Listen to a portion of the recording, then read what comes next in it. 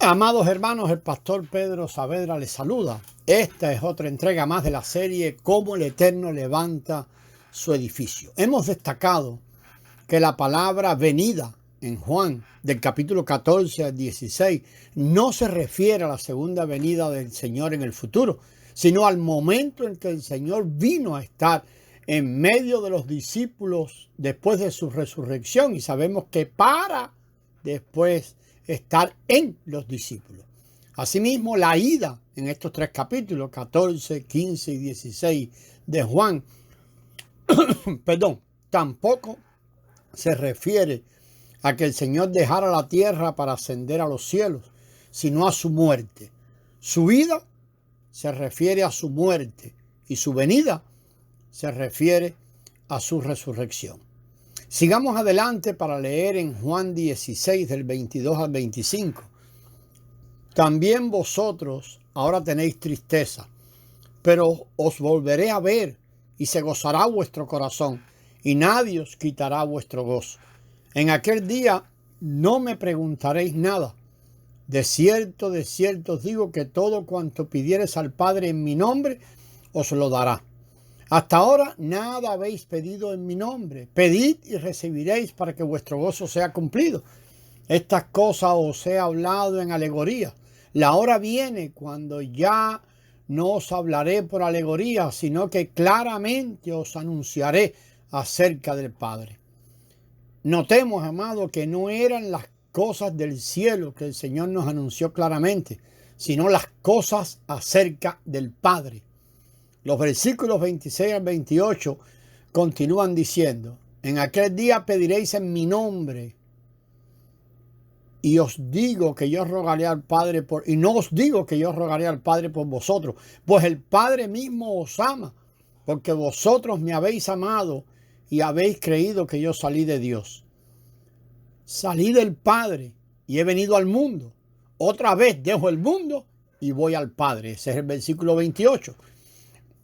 Aquí le está diciendo que salió de Dios y ahora regresaba a Dios.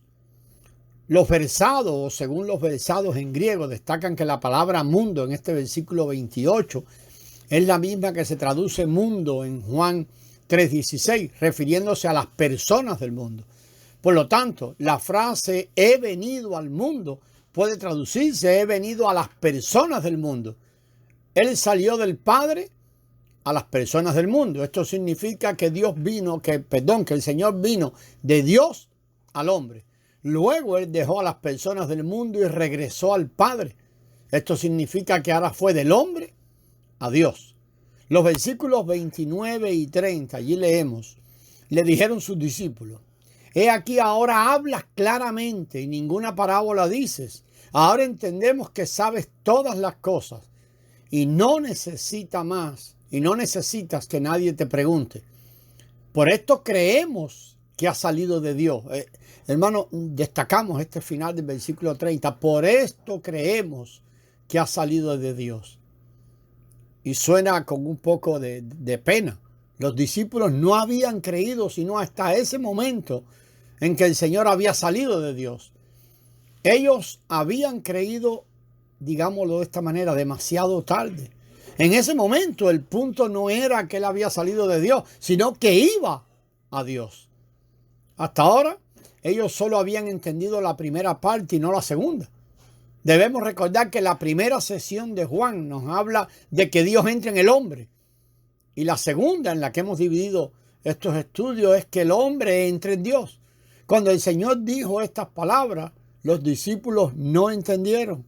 No fue sino hasta la noche del día de la resurrección del Señor que ellos entendieron. Asimismo, si nosotros no vemos el hecho hoy, no podemos entender. Es solo cuando vemos el hecho que podemos entender. Aquí los discípulos entendieron que el Señor había salido del Padre, pero aún no entendieron que Él iba a regresar al Padre. Los versículos del 31 al 33, recuerden que estamos en Juan 16, concluyen de esta manera. Jesús les respondió: ¿ahora creéis? He aquí la hora viene y ha venido ya, en que seréis esparcidos cada uno por su lado y me dejaréis solo. Mas no estoy solo, porque el Padre está conmigo. Estas cosas os he hablado para que en mí tengáis paz. En el mundo tendréis aflicciones, pero confiad o tener valor, dice otra versión. Yo he vencido al mundo. Como resumen, podemos decir que Juan 14, Juan 15, Juan 16 hablan acerca de que el Señor venía por medio de su ida y que esta venida por medio de su ida era su muerte y su resurrección. Recordemos que en el Evangelio de Juan, la primera sesión habla de la encarnación del Señor y la segunda habla de la muerte y la resurrección del Señor. En su encarnación, Él salió del Padre para entrar en el hombre. En su muerte y su resurrección, sale del hombre para entrar en el Padre. En otras palabras, mediante la encarnación, Él introduce a Dios en el hombre. Y mediante la muerte y resurrección, introduce al hombre en Dios. Por medio de la encarnación, introdujo a Dios en una unión con el hombre. Y por medio de la muerte y resurrección, introdujo al hombre en la mezcla con Dios. Por consiguiente, podemos decir que del capítulo 1 al 13 de Juan, Él solo podía decir, yo estoy entre vosotros. No podía decir, vosotros estáis en mí y en el Padre. Él no podía decir esto en aquel tiempo porque no había introducido al hombre en Dios. Entre Dios y el hombre todavía en ese tiempo existían barreras, distancias, problemas, dificultades. Estos problemas eran el pecado, el mundo, la carne y Satanás. Hasta ese momento, la puerta para que el hombre entrara en Dios no había sido abierta. El camino no había sido preparado y no era posible que el hombre morara en Dios. Por esta razón, él tenía que entonces ir y morir. Él tenía que resolver los problemas entre Dios y el hombre por medio de la muerte. Él tenía que preparar el camino y abrir un camino para que el hombre llegara a Dios y permaneciera en Dios. En esto consistía que Él fuera a preparar un lugar para el hombre. Él no fue a preparar una mansión celestial en la que el hombre pudiera vivir. En vez de ello, fue por medio de la muerte y la resurrección para resolver los problemas que habían entre Dios y el hombre y así abrir un camino para que el hombre tuviera acceso a Dios y pudiera permanecer en Dios. Después de su resurrección, el Señor como espíritu imparte la vida en el hombre, lo regenera. Fue así que entró en el hombre. Al mismo tiempo, en su resurrección, Él introdujo en Dios al hombre del cual se había vestido. Esto cumplió lo dicho por el Señor: de donde Él está, puedan también los que le pertenecen a Él estar. Él está en el Padre y los que le pertenecemos a Él también estamos en el Padre. Es de este modo, Dios y el hombre se mezclan y se unen para hacer un edificio espiritual que es la morada mutua de Dios y el hombre, la casa de Dios y el templo de Dios. Esto se cumplió por medio de la resurrección. Esto también hizo que se cumpliera aquellas palabras del Señor en Juan 2:19. Destruid este templo y en 3 días lo levantaré. Hoy en día Él todavía está edificando este templo en resurrección. Él ha estado llevando a cabo esta obra de edificación en nosotros con su vida de resurrección a fin de que podamos entrar cada vez más y más profundamente en Dios. Esta es la obra de edificación que nos muestra el Evangelio de Juan.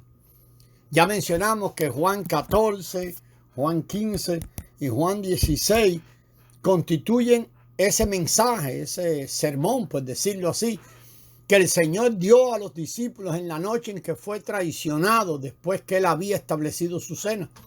Luego, en Juan 17, Él ofreció una oración. Él hace una oración registrada allí para concluir este mensaje de los 3 capítulos anteriores. En el siguiente audio miraremos la oración del Señor por la unidad y la edificación de Dios y el hombre. Gracia y paz, amados.